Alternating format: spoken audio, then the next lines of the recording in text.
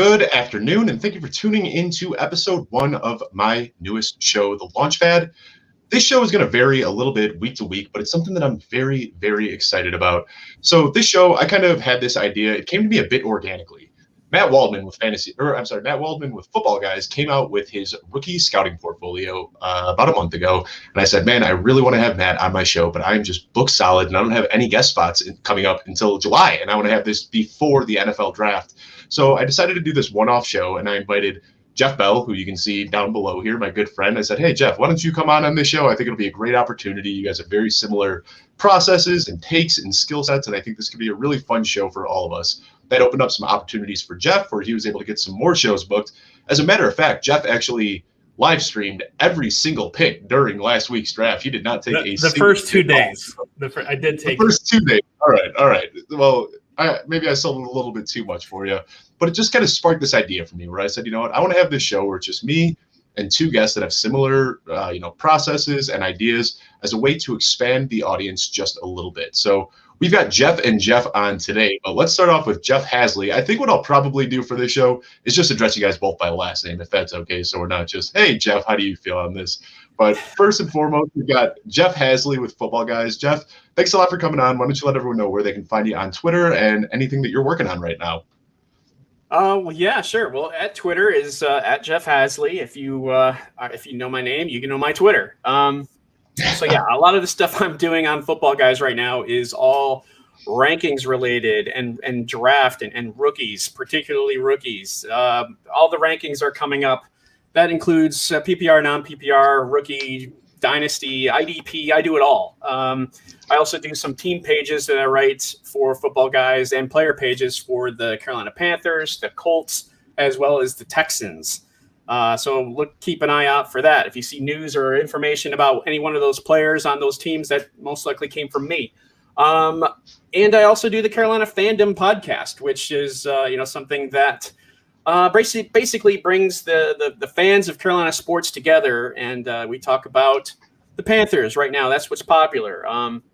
But also the Hornets and Charlotte's new soccer team, the Charlotte FC. So if you're in Charlotte, look me up. That's a fun show. I enjoy it. So yeah, I'm busy and I enjoy it. So thanks for having me on. It's a pleasure to come on and speak with you, Dave, as well as you, Jeff. Yeah, absolutely. Thanks a lot for coming on, Jeff. We have done a bunch of roundtable discussion articles at Football Guys, but this is the first time we've actually been able to do a show together. So glad we're able to connect in this fashion. And then Jeff Bell, if anybody knows me, they probably know Jeff because we interact quite a lot publicly. We've been on quite a few shows together. But Jeff, at For Whom J Bell Tolls, why don't you let everyone know what you've got going on? I think it's probably pretty similar. I think that you guys are both really just diving headfirst into the rookies right now. But what are you working on outside of that, Jeff? Yeah, so Jeff at For Whom J Bell Tolls on Twitter. I'm involved with Fantasy Pros and with Going for Two. We just launched a new podcast 3 weeks ago. So the Devy Royale, and that's Devy focused. Right now, it's I'm one of them too. We are ranking grinding through everything, and so that is a tall task to go through the Devy rankings, update those, get those ready for the 2021 season. We have been talking about doing a 2021 Devy, just kind of going through and maybe putting together a guide of sorts. Just a lot of ideas that are kicking around. The podcast has been fantastic. So 3 episodes deep, my co-hosts Christian Williams and Kevin Coleman. We have a lot of fun. We play some games. We go through Devy and just getting ready for the season. It's been fantastic to recap the draft. And I was, again, like you mentioned, streamed the first 2 days, did some of that with Jeff over at the Carolina Fandom podcast. And I think I'm grateful for that opportunity. And again, I'm grateful for this opportunity too. So thank you very much for having me on, Dave. Yeah, absolutely. And I have checked out the Devy Royale. That is such a fun and creative show. And I think that's one thing that you probably bring to the table better than a lot of other people do, is just this creativity. Like rather than just going out and, hey, these are my rankings, you always put this creative spin on it that just makes it really fun for the audience, fun for the consumer. Before we dive into the show, though, we got Jordan Richards here talking about how great this intro is. Shout out Jordan Richards for the intro because he put that together, and I do absolutely love it. And then shout out to Steven Johnson for putting together the background and the overlays and all that fun stuff. Now, you already hinted at it a little bit, Jeff Bell, but you guys got to know each other a little bit during the draft. That was round 1, right? You guys did the first round together, I believe. Yes. Yeah, cool. yeah. So Jeff was a participant on the show for 2 stints, and so yeah, he helped out a lot. Thank you. Yeah, and Jeff's rookie knowledge is just absolutely mind-blowing. You already talked about the Debbie Royale show, the one that you're doing right now. I've watched that a few times, and you guys are pulling out players that I haven't even heard of. I feel like I've got to watch it on one screen and then have my phone on the other so I can look up the guys you're talking about. The knowledge that you're able to pull is so, so deep. And that's actually what I want to start with. You guys both said that you're working on your rookies right now, rookie rankings right now. So the first question, it's kind of a chalky one, but it's something that a lot of people are discussing right now, and I want to get both of your takes on it. Hey, Haseley, we'll start with you. Which rookie's value has changed the most for you? Looking at where you had them pre-draft and where they're at post-draft, which has changed the most for you? Whether it goes up or down, which rookie has seen the biggest change? Well, I get I'll start with those who went down, and I think you have to start with Travis Etienne because of the landing spot in Jacksonville. And for those who have James Robinson, you're probably thinking, what in the world? What's going on now? What do we do now, right? As a dynasty owner of such, I really wanted to see Travis Etienne in Buffalo, and living in South Carolina, I've watched a lot of Clemson games.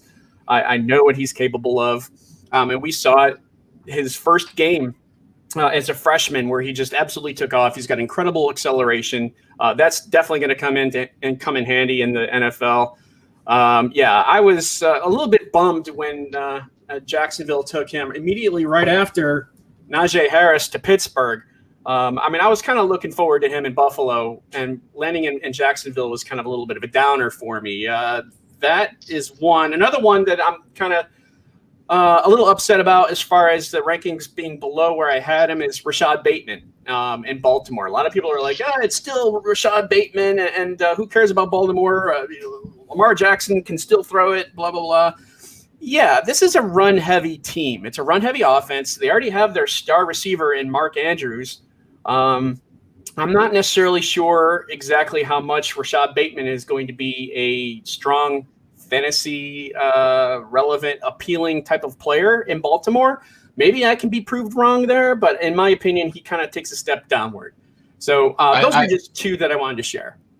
Yeah, I agree with you heavily on the Rashad Bateman. I think that it probably wasn't the best fit for him, but I think that what he and Tylan Wallace are going to do for that team is going to help Lamar Jackson tremendously. I think it's going to help J.K. Dobbins. I think it could even help Marquise Brown. I don't really want a lot to do with the receivers in Baltimore, but I think that the picks that they made, and then even Ben Cleveland in the second round, they got a great interior blocker right there. I think all 3 of those moves are going to help Lamar Jackson. So I said this on a show yesterday, but I've seen enough already this offseason that Lamar Jackson has already slid up to QB1. He has surpassed Patrick Mahomes in my rankings. Lamar Jackson is my QB1 in 2021, and I think that team is just committed to doing whatever they can to make it better. And then you talked about James Robinson and ETN, and I've heard people on every end of the spectrum when it comes to that conversation, how that's going to shake out. And you talked about Kamara and kind of made that, and I've heard people say that, and then other people are sitting here talking like it could be a Nick Chubb and Kareem Hunt type of situation. And those are 2 teams that were very committed to the run. So it would be surprising if Jacksonville can come out with all the pass catchers they have, just investing in Trevor Lawrence. I'd be surprised if they can support 2, viable fantasy options at running back. So I'm with you. I don't know who took the biggest hit, if it was ETN or James Robinson, but I think that really the biggest factor there is draft capital, and ETN has the draft capital that James Robinson doesn't. So if I had to choose one of the 2, I'd probably leaning towards ETN, but then even Carlos Hyde in there, that whole backfield is a bit of a mess. Now, Bell, it's so weird calling you Bell. You're just always Jeff to me, but I want to make sure that I'm addressing the person here. So Jeff Bell, let me ask you the same question. Up or down, which rookie rank changed the most for you after draft? Well, I just want to touch on Jacksonville for a second, because I think a player that lost some value that people aren't really talking about is Laviska Shenault, because I think that ETN in the passing game is going to be used in a lot of the ways that I kind of projected Shenault for, kind of the role that we've seen with Urban Meyer, the Percy Harvin role in the past, Jalen Marshall at Ohio State, that Curtis Samuel role. I thought that Shenault was going to be in line for that, and ETN's skill set overlaps with that. And so I'm concerned there that Chenault is maybe a guy that's not talked about too much. That could be a hit with that ETN. I'm going to dig a little bit deeper on my guy that lost value. The guy I was really disappointed. It's going to be on brand. Brevin Jordan at tight end. Anybody that talks to me, I'll talk all day about tight ends. And I think coming into the draft, a lot of us had him as tight end 2 or tight end 3. Not seeing him go until the 5th round, that raises a lot of concerns with his utility in the passing game. It was something that we were concerned about before, about his functional strength, being able to participate in that passing, in the run game, I mean. So if he's going to come off the field because teams are worried about that strength, if the Texans, and again, losing Deshaun Watson, maybe, I don't know, that's a situation we don't really want to talk about too much, but if they have Davis Mills or Tyrod Taylor at quarterback, that's going to be really, really tough for him. And that's a guy he was a popular end of the 2nd round pick, and he's really falling in rookie drafts now. And so that's a guy that lost a lot of value for me. A guy that gained value that I liked seeing, Jalen Waddle, I think, was a guy that I liked that landing spot in Miami. People are going to point to Will Fuller and they're going to point to Devontae Parker as experienced wide receivers. But I think there's a perfect opportunity where Will Fuller is the guy that's used to take the top off the defense. Devontae Parker kind of has his role. And if they use Jalen Waddle, kind of, Tyreek Hill comparisons run rampant, but they're warranted. I mean, the guy's a special player. He's got fantastic athleticism. He's fast as can be. And there's a real opportunity for a primary receiver role in Miami with secondary help to really allow him to take off very early. Yeah, and I really like what Miami's doing. And then you mentioned Jacksonville a little bit too. And then we talked about it with Lamar Jackson earlier. It seems like a lot of these teams are really, really investing in their young quarterbacks. They have these young quarterbacks and they don't want to see them fail. So they just surround them with playmakers. Like when you look at the pass catchers on Jacksonville, pass catchers on Miami, Baltimore, it's just such a deep list where you're looking at the 3rd or 4th option that could be 1s and 2s on most other teams. So Miami, I think that they had a great pick with Waddle, and it'll be interesting to see who the guy is going to be in Miami, because it could be anybody. It could be Devontae Parker, could be Will Fuller, could be Jalen Waddle. But I agree with you that I think Waddle is a pretty good fit there. Now, something else I want to talk about, and this isn't necessarily just pertaining to rookies, but this time of year, player values are just so subjective. Everybody is all over the place. You see some weird market discrepancies this time of year. So there seems to be a consensus on most players, though. But who is somebody, when it comes to Dynasty, when they're saying, buy this player or sell this player, who's somebody that you are willing to go pretty hard against the consensus for, where everybody's shouting buy and you're selling, or vice versa? Haseley, do you want to start us off with this one? Sure. A guy that comes to mind for me is Joe Mixon. Now he's someone who recently has started to receive a little bit more positivity in terms of his fantasy appeal. But I mean, I love his place in the Bengals offense, and just the fact that he's the primary running back in that offense, and he should be productive. And we know that he's going to be the 3-down back. In fact, they even mentioned that. And he's capable. He's a capable rusher and receiver, dual back. Those are always popular, productive fantasy running backs. And he's only going to be he's 24 years old now, so he'll be 25 when the season begins. That's young.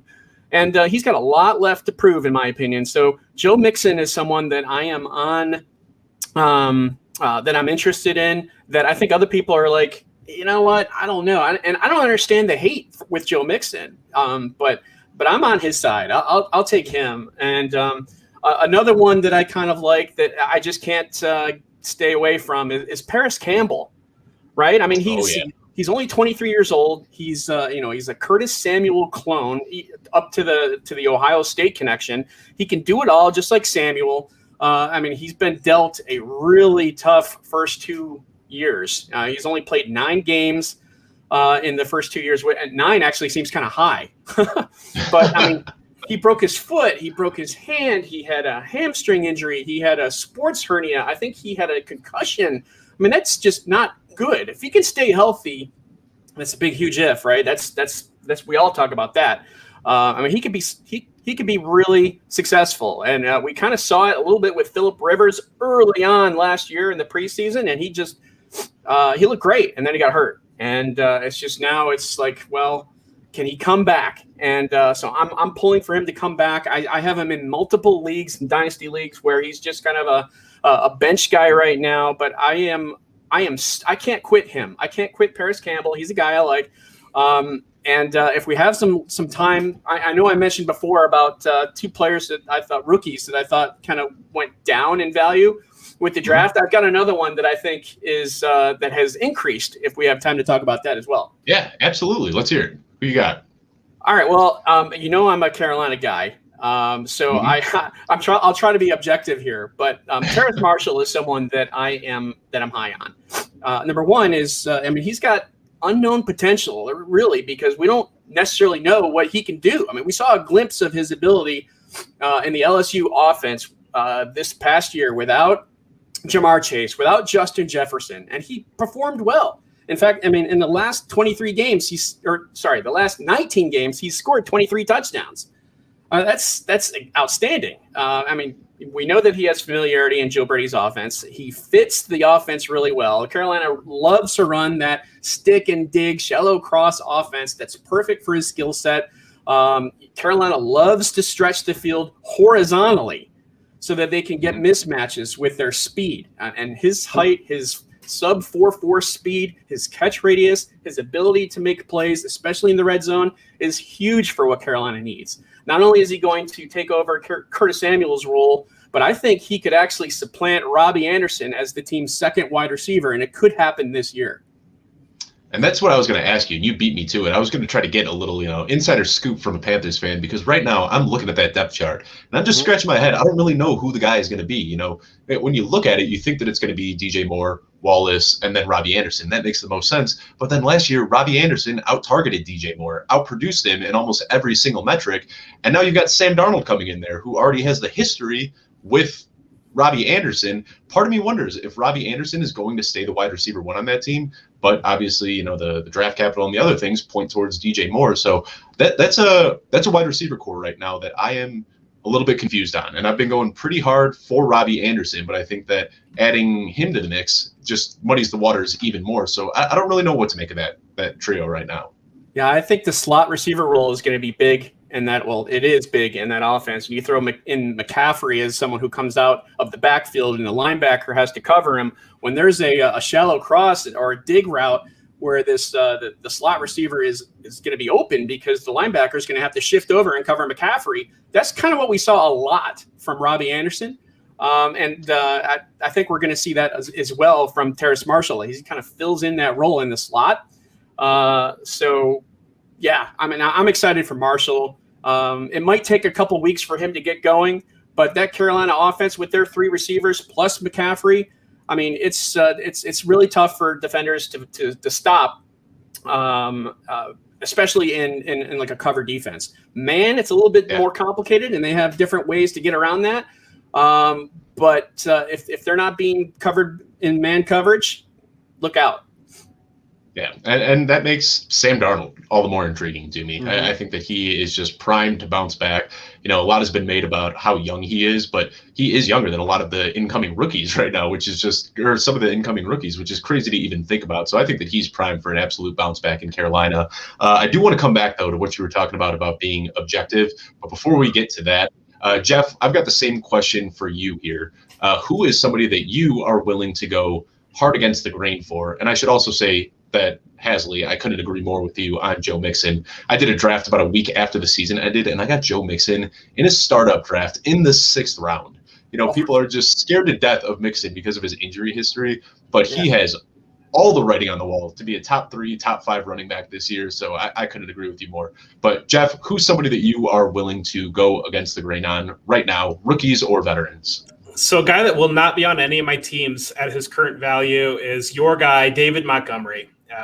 He's going as running back. I've got him listed on Fantasy Pros as running back 18, which seems very, very aggressive.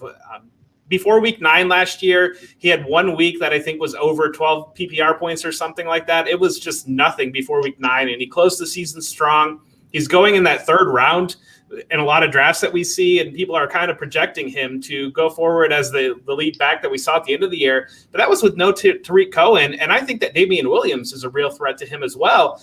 If it comes to the point where Tariq Cohen is the 3rd down satellite back out of that backfield, and if Damian Williams is stealing goal line carries, which very well could happen, what is the role for Montgomery, and to use a third-round pick on him, it almost reminds me of where we saw last year with Mark Ingram. And it's completely different ends of the spectrum, completely different talent. But at the same time, we saw Mark Ingram continually go in that 4th, 5th round. People were desperate for running backs, and they were taking him, even though there were warning signs there. And he really kind of fits in that middle role where Dobbins came in and was more of the explosive back, much like Cohen. And Edwards was able to steal the goal line short yardage work. And then there wasn't a lot for Montgomery. Yeah. For Ingram. So Montgomery worries me in the sense that a lot are projecting him to be where he was at the end of last year, but there's been 2 bodies added to that backfield, plus the questions about if we're going to play a rookie quarterback, and I'm sure we're going to talk about that later. The other guy that I am going to pound the table a little bit more for is one of my Buffalo Bills, a guy that I saw is wide receiver 51 in rankings right now, and that's Cole Beasley. And I know in Dynasty, you're not going to go for an older wide receiver, but Cole Beasley, before he got hurt last year, even after he was hurt, he finished as wide receiver 27 in PPR. They brought in Emmanuel Sanders. I don't know that he's not going to steal any targets from Cole Beasley. I think he might be a backup to Cole Beasley, to Stephon Diggs, to add depth in that end. But I don't expect Emmanuel Sanders to really be stealing targets. And you look at that Buffalo target tree, I mean, Beasley is number 2 with a bullet on that target tree. Davis is going to have his role as a field stretcher, but I think that Beasley has got a great opportunity to repeat again as a wide receiver 2 in PPR, given Buffalo's not going to run the ball. We have a really good idea with that. They didn't address it in the draft, and Jeff talked earlier about ETN. I think that would have been a great fit to add to that backfield. Mm-hmm. We know what the game plan is going to be, unless Zach Moss shocks us all, because I'm just not there on Singletary. Beasley is going to be the primary number 2 option in that offense, and he's going to score. So getting him as a wide receiver 5 late, I know we've done plenty of these underdog best ball drafts with Dave, and Dave can attest that Beasley is one of my most exposed players because I just keep taking him where he's falling. And that's what, like the 16th, 17th, 18th round? Like, it's not even like you need to reach on him. Yeah. And the thing is, if you look at it, Beasley missed a game last year, but he was basically a 1,000-yard receiver last year. He put up 967 yards in 15 games. And it's like Buffalo, it almost reminds me of Stevie Johnson, a few years back. Well, not a few years. It's been about 10 years now. But just perennially just getting the targets, getting the yardage, and nobody wanted him in fantasy football. Just kept dropping. So, I know it's tough to be objective talking about your own team, but I agree with you there. Haseley, I see you've got something to chime in. I just wanted to say I agree there. And it seems like everybody forgets about Cole Beasley when it's like draft time. And the rankings just don't do him any justice at all. And all he does is catch passes in an offense that throws a lot of passes. You want that. Yeah, you absolutely want that. And the fact that they didn't necessarily go big on a running back tells me that their offense is going to continue to be, an offense that's got like 40 to 45 pass attempts a game. I mean, that's just the Bills. That's what we saw. That's what the Chiefs are, in a sense. Yes. If it works, don't break it, right? So Cole Beasley is a part of that, and I totally agree with you on him over Emmanuel Sanders. As good as Emmanuel Sanders is, and what he's done in his career, that's great, right? But Cole Beasley right now, in my opinion, is a key piece of that Bills offense. So good call on you. Kudos for bringing him up.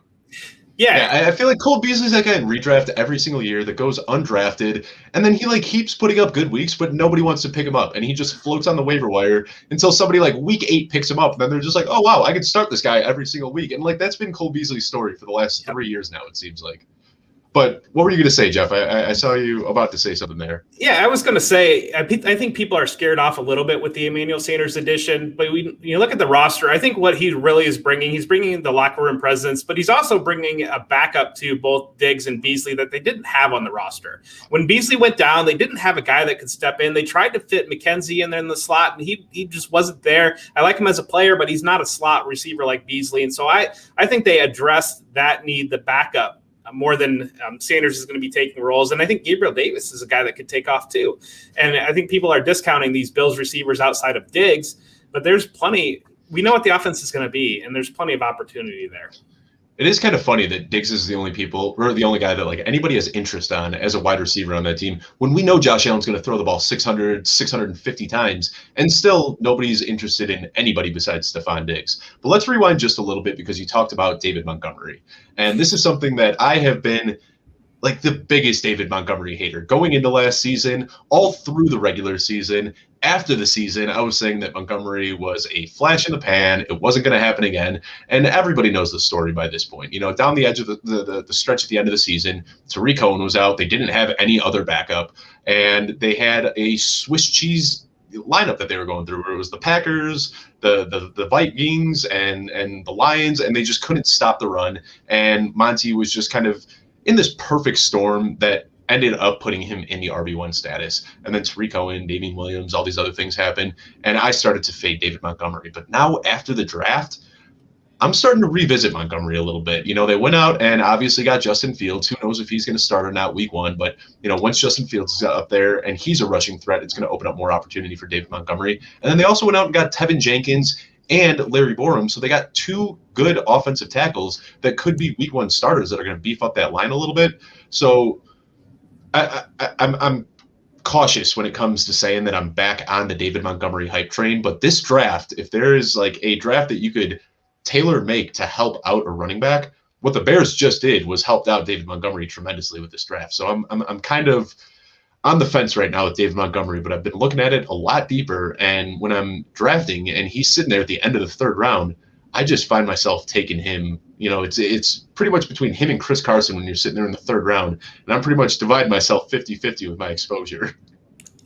Well, you're all in that zero wide receiver strategy. There's just too many good wide receivers for me to take David Montgomery in that spot.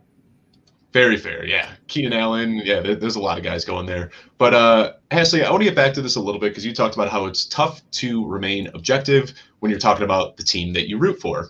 And that's something that I know near and dear to my heart. I've got the Jay Cutler signed helmet right behind me. I've got the old Bears poster right here. And I do a show, you know, it's nothing scheduled weekly, but sporadically I do the show called the Meatball Hour, where I invite Bears fans on that are also analysts. And kind of the joke that we make is we're taking off our analyst hat and we're putting on our fan hats and we're just going to be total meatballs. And we're not going to try to look at this objectively. We're just going to be as, you know, have as much fun with it and speak from the heart.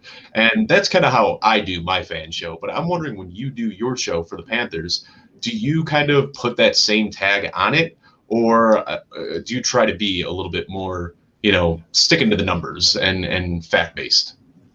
Well, I whenever I'm talking about my team or players on my team, you know, I try to stay away from using words like we and our.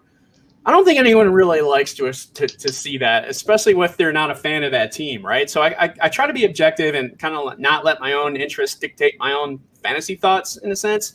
I try to stick to numbers, you know, like if I'm talking about, you know, players that I have an interest in or an allegiance to, I guess, if you will. I'll try to stick to just the numbers and such. But when it comes to the show, though, like my Carolina fandom show, I mean, we're all talking about Carolina guys. So, I mean, in that sense, I can be a little bit more of a homer in a sense. And we don't really talk too much about the fantasy side. So it's a little different in that regard. But yeah, I think you really have to be objective when you're talking about players that you have an allegiance towards. And keep in mind also, too, those are the players who you're going to know pretty well, right? Because you watch them more. You know the offense, you know the coaching staff, you know their tendencies, you know all of that. So you can provide a little bit more information when it comes to those types of players because you're more familiar with it. But I think you just kind of have to, you know, kind of use that high-level approach and just kind of explain to others who may not necessarily be in your corner, but they're in your corner for the player, not necessarily the team. And you just kind of have to tiptoe around that a little bit. Right. And I totally get what you mean about like being a fan. you know the team and the tendencies better than anyone else. And Jeff, you just mentioned that Tariq Cohen is the more explosive of the two. And 3 years ago, I absolutely would have agreed with you. But something has happened where like those injuries and everything is just starting to pile up. I don't know if it's the age, but Tariq Cohen doesn't really have that explosiveness anymore. And I hear a lot of people say exactly what you said. And I don't mean to put you on the spot here by any means, but it's just that over the years, he's kind of lost that just a little bit. And now he's coming off an ACL tear. So really, when you're looking at Tariq Cohen, Damian Williams, and David Montgomery might be the most explosive of the three, given the age and miles on their legs at this point. But Jeff, when it comes to talking about your team, I mean, you do a lot of fantasy talk, and right now the Buffalo Bills are what everybody wants to talk about in fantasy. Josh Allen just came out as one of the most dominant, fantasy quarterbacks that we've seen in a while. Stephon Diggs made the switch from Minnesota to Buffalo, and all of a sudden he's a wide receiver one. So how do you remain, talking about the team that you root for while trying not to come off as a homer? Well, in my Devy world, actually, I'm going to redirect you a little bit because Ohio State is my team, and I'm here in Columbus, Ohio, and I am a born and bred Buckeye. And so it's a struggle that I come up against talking about players coming from Ohio State, and especially, particularly, your new guy, Justin Fields, this past year. I've watched him over and over again. I've seen every single snap. I've followed the entire journey. I've followed the entire narrative. And a lot of it was a struggle for me. Some of the questions that were coming out about his character and things like that, just being here in Columbus and knowing the local stories that we've heard for 2 years, knowing the fight that he put out to get the team on the field this year, it just flabbergasted me that people were questioning about his work ethic and whatever else it might be. Again, it's just trying to be objective as possible. And it was a guy that, I dove in. I watched more tape of him than any of the other quarterbacks in this class, just naturally seeing the games as a fan, but also going back in and making sure that the things that I saw, I really saw, and it wasn't just getting caught up in the emotion of trying to win the football game. Again, or through the Saturday beers. Yes, that's it. Well, I got kids, and nothing is getting cracked before bedtime, so not too much concerns on that. But at the same time, no, it's just going back and trying to be objective as possible. I'm trying to remove. It's really hard to remove the we when you're talking about your team, and it's something that I try to emphasize, but also just try to make sure that all my ducks are in a row when I'm going to talk about my players on my team. So yes, it's something that is in the front of my mind whenever I'm talking about a player coming out of there. But again, the talent level that we've seen out of the university, we know who's coming out, so they're players. So I feel like this conversation, we've talked about Josh Allen, we've talked about trying to be objective as a fan, we've talked about Ohio State. I feel like this just leads perfectly into the next segment that I want to talk about. Jeff, you guys recently saw in Buffalo, Josh Allen kind of take that step from being a first-round pick to a franchise quarterback. Haseley, a few years ago, you saw that with Cam Newton, coming into the league and making that switch from being, a top drafted quarterback to a franchise quarterback MVP, taking you guys to a Super Bowl. So now here I am as a Bears fan, and I have seen the Bears ruin Cade McNown. I've seen them, I don't want to say ruin Rex Grossman because technically he went to a Super Bowl, but let's be honest, that was Brian Urlacher, Devin Hester, Lance Briggs. They brought that team to a Super Bowl, not Rex Grossman. Jay Cutler came in, coming off a Pro Bowl, 4,700-yard year, only to regress immediately. So now we've got Justin Fields, who is probably the best prospect that the Chicago Bears have ever seen at quarterback, like even going back before my lifetime, possibly ever. So I want to know what it's like as a fan of a team to see the quarterback make that switch from, we've got the hype at the draft to them actually becoming a franchise quarterback that can lead a team. Haseley, why don't you start off and let us know what it was like when Cam Newton made that switch? Yeah, sure. So, first of all, it's a good feeling to know that your team has kind of, found their cornerstone piece, especially when you can get them without breaking the bank, right? From a cap standpoint, like if you acquire them through a trade or you sign through free agency, but also too, if you're not expending a lot of draft picks to get this player too. So if you can find him in the draft, that's a huge positive. And we've seen that with Cam Newton. We saw that with Josh Allen. I remember when Cam Newton was a rookie and I went and saw him perform in a preseason. And I just remember watching him, kind of come out almost like a child, doing his little airplane dance thing where he's like running out of the tunnel like a kid, and here's this kid who's like 6'5", 250. And you're like, that's our quarterback. and then be able to watch him do what he does. I mean, I don't think there hasn't really been a player like Cam Newton ever in the NFL. And maybe not since, right? Or even in the future. There's bound to be somebody, but right now there just isn't. There's a lot of duplication, but no one who's quite the same. And when he came onto the NFL scene, first 2 games, 400 yards passing, we're just like, what? Oh my goodness, this guy's going to be incredible. And from a fantasy sense, he was like, that year, he was like the 20th, 23rd quarterback taken in drafts, because people were like, and if you remember in preseason, he really didn't do much. He didn't really show much. And I don't know if it was Carolina's way of saying, we're just going to kind of wait until the regular season to debut this fire of a talent. But he really didn't look that great in camp and in preseason. And then he took the league by storm. What am I getting at? And a lot of people talk about too is that there was that whole narrative that people tend to forget, where they were saying his game's not going to translate to the pros. That might have worked in college. He was just a man among boys, but that gimmick, that's not going to work in the pros. And that was a huge talking point before that season started. And he shut up the haters really quickly. Yeah. But sorry. Outside of Michael Vick, I mean, he pretty much began the dual threat quarterback era that we see now. And, yeah, I mean, it's great to have a player like that on your team when you can find them. I wish that Bears fans will get that with Justin Fields. I mean, I'm not sure. We don't know. Jeff, you could talk more about his ability, being an Ohio State fan as well. But, I mean, he could be the next Deshaun Watson. That's what we're hearing. But then there's also, why did Denver pass on him? Why did Carolina pass on him? Is there any kind of issue with his work ethic?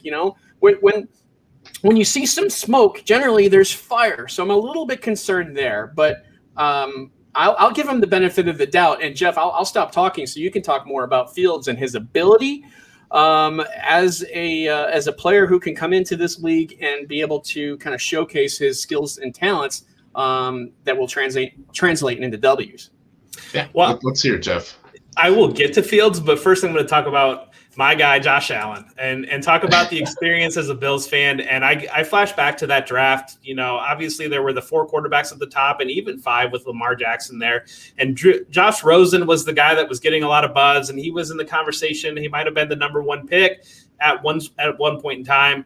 And so when the Bills came on the clock, they took Josh Allen. And it was one of those feelings where, having seen EJ Manuel before, and it's like, well, this franchise has already taken the toolsy athletic guy that with the big arm and has got questionable accuracy. And I was like, here we go again. And I feel like I can very much relate to your current position, Dave, where it's just very hard to believe that you've actually got the position right for once. It was really the moment that probably leaped onto a lot of people's minds was when he jumped over Anthony Barr in that Vikings game. And it was like, wow, this guy is a little bit different here. That he's got the guts to do this, and he's got the ability to pull it off. And then it was really not until this past season that we saw the steps forward that we really wanted to see. It was one of those, again, you just guarded optimism. Things are going great, but you're sure it's going to go off the rails. And then when he delivered this past season, it's all in, wheels up, let's go. And so I'm going to come here and I'm going to tell you, Dave, it's okay to believe. It's okay to believe in Justin Fields, because part of being a fan is believing, and part of it, just enjoy the ride. And I think that Fields, we've seen he's got tremendous accuracy.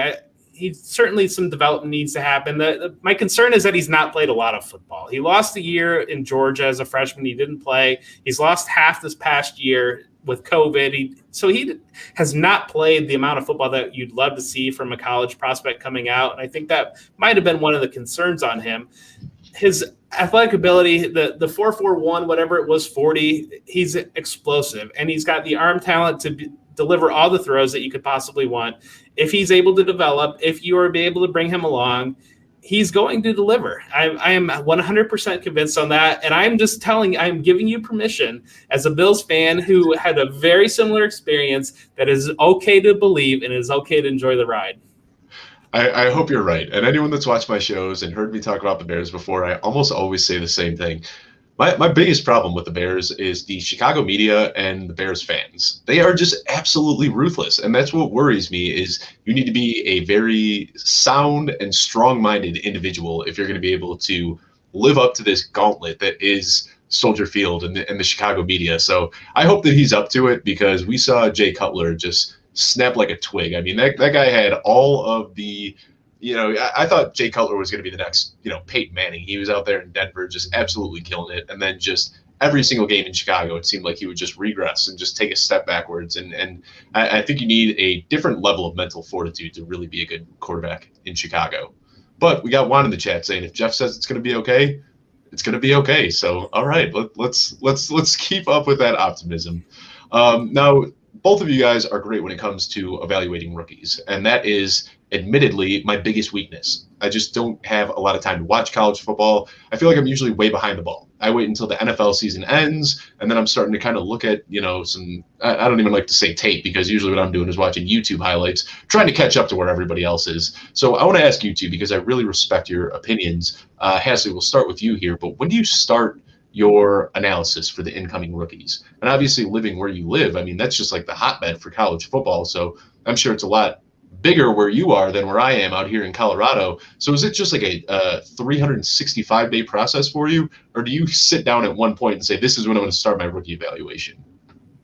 Well, yeah, actually, moving to the South has definitely changed my level of interest in college football. I mean, I grew up in New York, and it was either Syracuse or Penn State or maybe a few other Big Ten schools kind of mixed in there, but nowhere near to the level that we see in the South. And, I don't really look too deep at college players until around the draft, right beforehand. So, I mean, this is more Jeff Bell's expertise. I kind of will – take a look. I'll do a lot of reading. And I'll immerse myself in these guys when it comes time to the draft, right? I'll watch college football, of course, because that's what people do down here. And I recognize talent by watching games, but I don't necessarily go out of my way to dig deep into college players. I kind of wait. I'm more of a pro guy. I'll wait until the draft starts, the scouting profiles begin. I'll learn that way. And there's a lot of people that I learn from that I also like to share on Twitter too, their background and their expertise. But for me, I kind of get going like right after the season ends, for the NFL after the Super Bowl. And that's when I kind of start to dig deep into some of these college talents, and we find out who's going to return, who's going to announce themselves as going pro. That's when I start to dig in. Whereas Jeff, who's a Devy guy, he's one of the guys that I look up to and that I will frequently share their thoughts and opinions on Twitter, and I learn from. So that's not necessarily my level of expertise, but I do learn, but it also helps for me to follow other people and just trying to understand what they're thinking about certain players. And then I'll take it a little bit step further and kind of do my own research on the side. But yeah, so there's your answer to your question. But curious to hear what Jeff says, because I know that he does a lot I think Jeff starts scouting at Pop Warner level. I think Jeff is out there. Like third grade Pop Warner sitting out there with binoculars. Like, yeah, that guy, I'm going to be watching him. I think that's where Jeff starts his process. But let's hear from you directly, Jeff. I'm not quite there. And these high school films are grainy, and you're seeing these kids that, well, you're talented, but obviously you're going up against a kid that's going to be rushing a frat in the fall and not on the football field. So it's hard to take some evaluation there.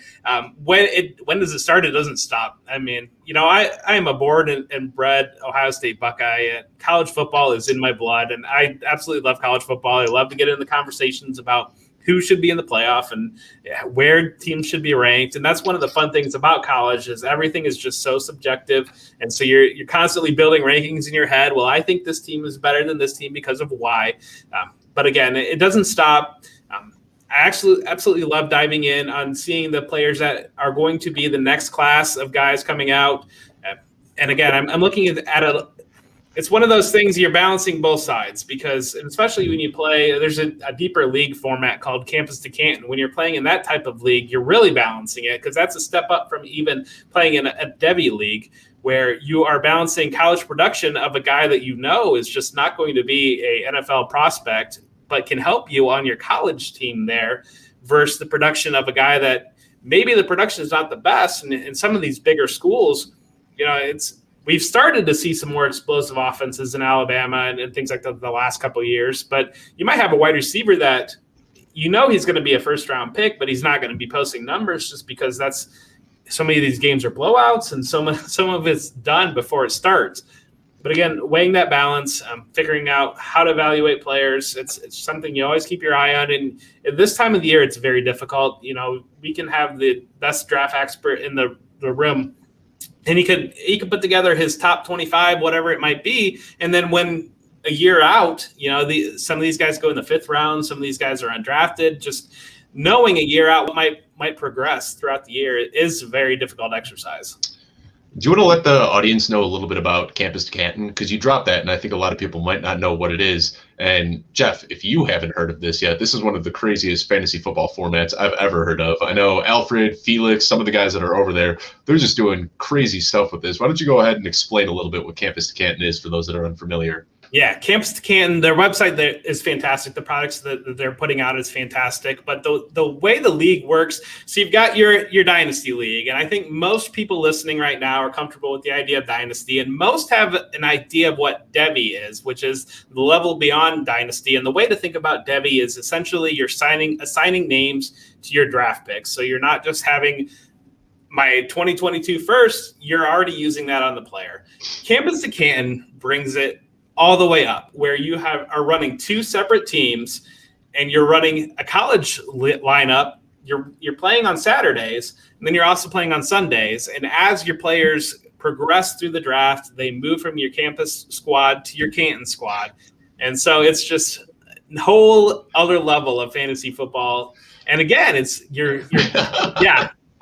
And again, you're balancing it because you might have this wide receiver from Texas Tech that he's going to put up 1,800 yards, but he's not going to be an NFL player. And so evaluating those properly, and usually the way to approach it, you want to draft your projectable NFL guys first and then kind of fill in the cracks later with college production. But it's a fun mode, and it's wild to see how some of the values change from one year to the next.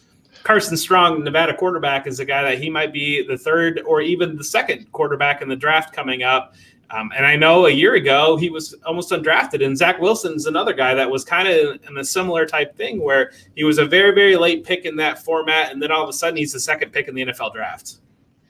Yeah, that's a level of fantasy football that I respect the heck out of you guys for being able to play it. But just like I saw Jeff there over his head, much respect to you guys. I love that you're doing that, but that is something that I don't know if I'll ever have the gumption to be able to do myself. Now, Haseley, I want to go back to you just a little bit about your strategy. And I've got kind of an open-ended question here, but I know you're a very creative guy. You do some graphic stuff that you recently took those classes, and I know that's something that you do. You're also a big Star Wars guy. I'm wondering if your creativity at all impacts the way that you're able to analyze fantasy football. Oh, wow. Well, that's a good question. As far as Star Wars is concerned, I like Star Wars, but I'm not like the person who's going to tell you what planet Luke grew up on or anything like that, right? That's more for my brother-in-law, who's just a Star Wars fan. Big time. But anyway, I don't know. I've always kind of been a fan of stats and numbers and why things are. I was in a former life, I was a science teacher, and I'm really interested in that kind of thing. And I think there's a creative correlation to that. I suppose you should sort of tie that into fantasy as well. Does that sort of answer your question? I guess there is a tie-in there, and I guess it's all just part of my level of interest and what makes me happy. And I like that. I gravitate towards that kind of thing. So when I can combine both, that's really cool. Like creating a graphic for an infographic for a particular player, or a quote that someone says about a player, and then I can turn that into an infographic.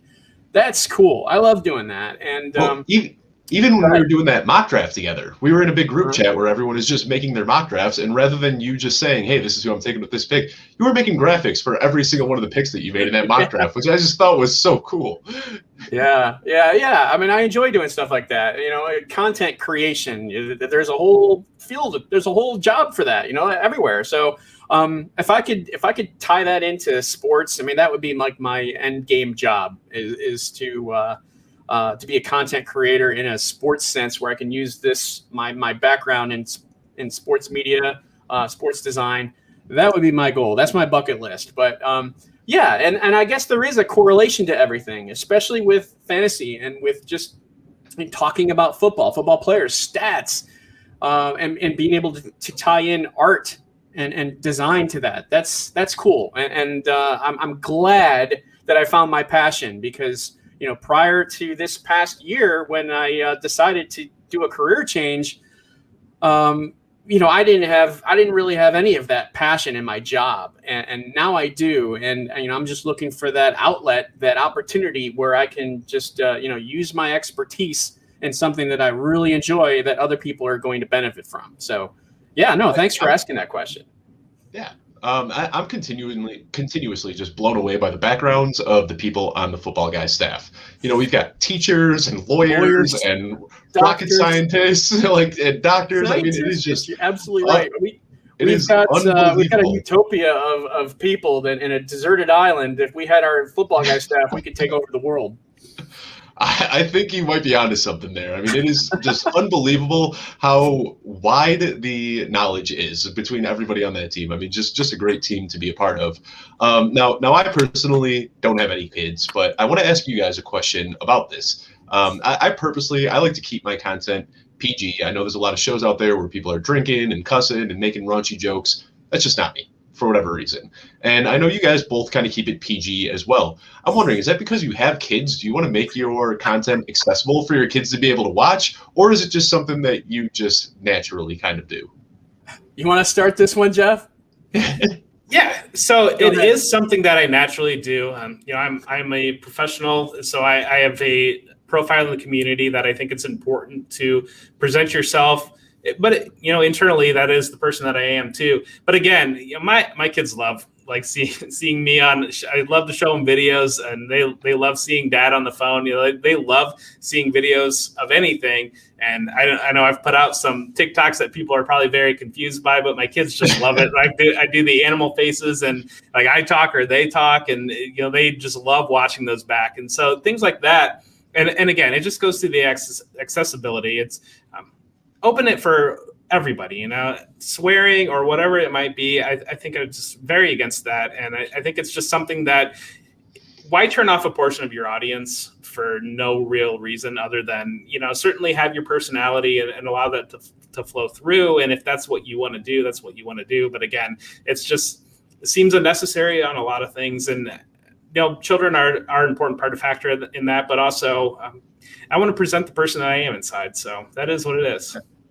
And Joe Bryant, I'll go back to Football Guys for a quick second. He said it once so succinctly, and it cracked me up. He goes, telling a joke and dropping an F-bomb in there and getting a laugh is like a chef making a bacon cheeseburger that tastes really good. He's like, it's bacon and cheese and meat, and it's going to be good regardless. He's like, if you're able to get that entertainment and still keep it accessible to everybody, that's what takes a little extra talent and isn't an easy thing to do. And I know it's something that both of you do, so I really appreciate that about you guys. But Jeff, is your content something that you like showing your kids? Are they into this at all? Yeah. Also, just to reiterate what Jeff said, it's when you're on podcasts, you're on shows, and you're representing yourself, whether that's here on social media, anywhere, you're also representing your affiliation. In my case, it's Football Guys. And in that case, it's Joe Bryant, right? And so I want to represent them well. I want to represent him well. But I also, kind of go by the whole the theme of, don't say anything that you wouldn't necessarily want your mother to hear you say, right? And if you go by that and you kind of live by that, I think that is a good thing. And I try. I'm just like Jeff. I try to keep it even keel. I love humor, and I think you can have humor without being crass. and without necessarily throwing F-bombs here and there, right? And some people do, and that works for them. That's their shtick, right? That's just not me. And if you've ever seen a comedian, Brian Regan, I love Brian Regan, and in many ways Jim Gaffigan too. They rarely swear. Brian Regan never swears, but I love their comedy and their approach to that. It's always about like stuff that you and I have to deal with, and I kind of use that in my approach for how I present myself online and social media, and I try to teach that to my kids. Well, getting back to your question about my kids, do they read my stuff? Do they look at my things? No, man, they don't. They really don't. My three kids kind of do their own thing. They got video games. They've got Minecraft. They've got YouTube. They've got watching people on YouTube. I mean, this is the big thing, right? Football is much lower on their list of interests than mine when I was their age. And I mean, maybe if I like did some sort of graphic design on like Among Us, they might be like, oh, yeah. Or they might say, "Oh, Dad, that's cool. Wow, can I use that or whatever?" But I don't do that. I haven't done that. Maybe you should. Maybe try. I was going to say, I think you just brainstormed a great idea. Do some fun Among Us graphics, some Minecraft graphics. I think that's it right there. Maybe who knows? Maybe I should. And if it brings in the dollar signs, why not? But yeah, for the most part, my kids kind of do their own thing, and they're teenagers. What do I have? I've got a 15-year-old, a 13-year-old, and a 12-year-old. So they're like right around that same age. But yeah, they kind of do their own thing. See, I've got a 5 and a 2-year-old, so they are much more. Dad's much cooler to a 5 and a 2-year-old. Yeah, you are the coolest person in the world right now. Right. Even if you're talking about third-string quarterbacks on a random college team, it's still pretty cool to them. So before we wrap up here, first of all, I just want to say thank you both so much for coming on episode 1 of this show. But, I talked a little bit about the premise of the show when we first got started. The show is called The Launchpad, and what I want this to be is kind of a vessel for some newcomers in the industry. And Jeff, you've been around for a little while now. It's been a while, but compared to Jeff Haseley here, you are a bit of a newcomer. So Jeff Haseley, I want to start with you first and just hear what it was like a little bit starting in this industry, because you've been in this for a while now. I just want to hear what it was like for you coming up in the industry, what opportunities kind of helped you feel like you were able to make it in a sense, and then maybe give some advice for Jeff and myself who are a little bit newer here. All right. Well, yeah, I kind of started, pre-social media, like pre-Twitter, right? I started, football guys, their big thing was the message boards. And everyone used to post on the message boards, myself included. And that's kind of how I got started. I kind of had my own like post that I did on a weekly basis that kind of accumulated a following, including David Dodds, who was, co-owner of Football Guys back then. And he came to me one July evening on the phone and said, "Hey, man, we appreciate your work in the message boards. You seem like you're a great guy, blah, blah, blah, this and that." I'm just kind of buttering me up a little bit. And he said, "How would you like to join the staff?" Right. And I'm thinking, yeah, sure. That sounds great. This is a hobby of mine. I'm going to turn it into like a supplemental income. Sign me up. What do I need to do? I was like, I will follow you to the edge of the, whatever.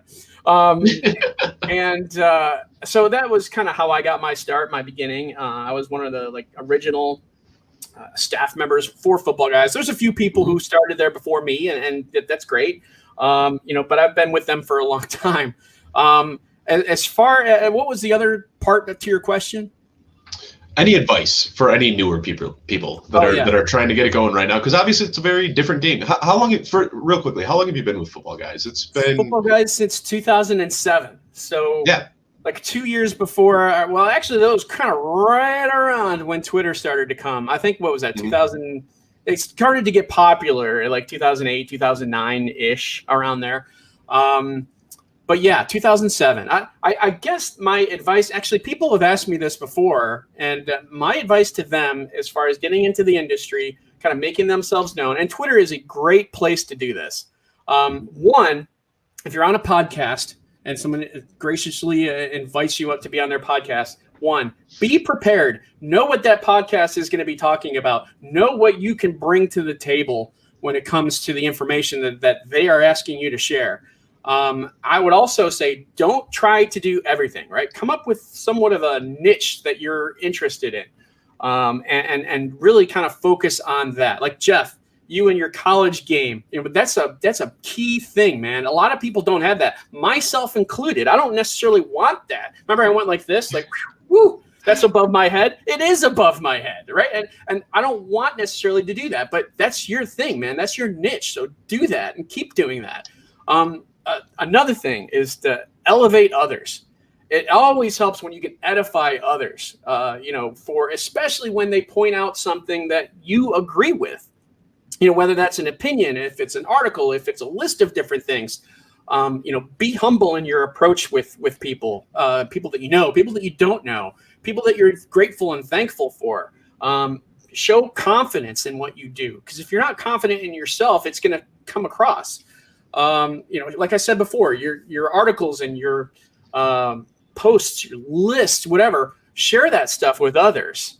And in Twitter, you can do you could do like one of these thread things, right? Where you have a particular team or a player that you want to talk about. Create a thread, where it's like multiple posts, one after another. I think people really appreciate that. I know I do. Mm-hmm. There's some people who don't. I'm like, what? Why? Why don't you like that? It's great. I think it's wonderful.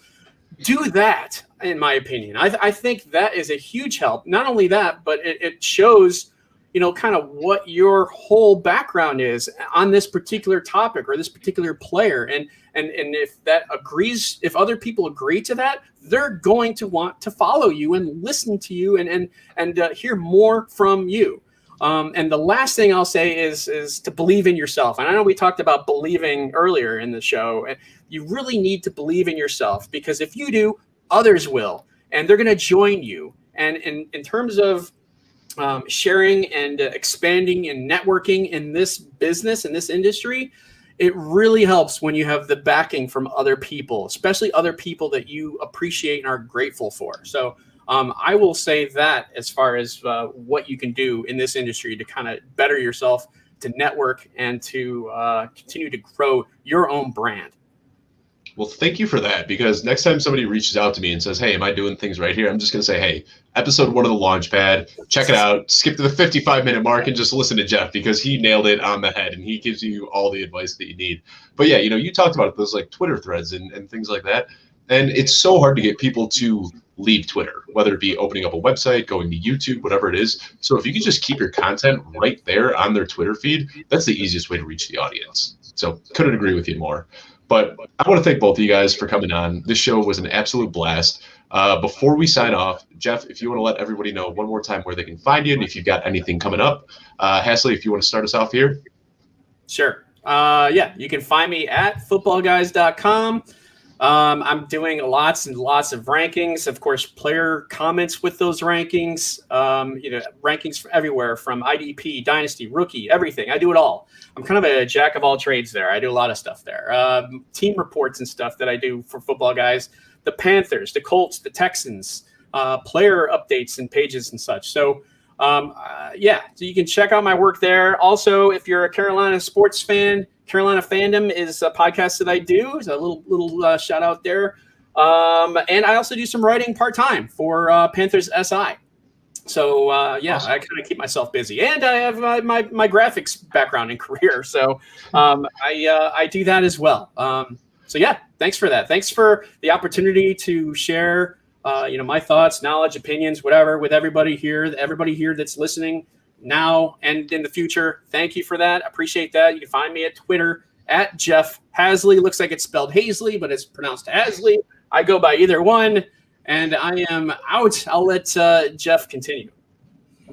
Thank you, Jeff. And thank you so much for this opportunity and spending the time. I greatly appreciate it. Thank you so much for the invitation on the Carolina Fandom podcast over the draft. Had a great time talking to you there. You can find me on Twitter at @ForWhomJBellTolls. You can find me with Fantasy Pros. I have some articles coming out here soon. You can find me every Tuesday night at 9:30 on the Going for Two Network on the Debbie Royale with my co-host Kevin Coleman and Christian Williams. And you can find me, I'm put some content out with Going for Two too. If it feels like I have some itch that needs to be scratched, and Fantasy Pros doesn't need it. So I like to just kind of be around all over the place. Again, on Twitter, for whom J Bell tolls. And thank you so much for this opportunity. Thank you, Dave, for the invitation. Thank you, Jeff, for spending the time. And I'm so very, very grateful for all of this. Absolutely. Thank you guys for coming on, and thank you everybody that was able to tune in for episode 1 of the Launchpad. We will be coming at you every Thursday at 2 p.m. or I'm sorry, 4 p.m., 2 p.m. my time out here in the mountains. 4 p.m. Eastern time, where the majority of the rest of the world lives. But really, I just love the idea of expanding people's reach and helping break into new audiences. And that's exactly what we're going to be doing every single week. So next week, we've got another football guy coming on, Chris Allen, who is also at 4for4. And basically, he writes for every single website out there. Chris Allen is incredible. And then I've got my good friend Adam Koffler coming on as well. And we'll be talking about some very fun topics, just like we did today. So be sure to tune in next week. Thursday, 4 p.m. Eastern time. Appreciate it and have a great day.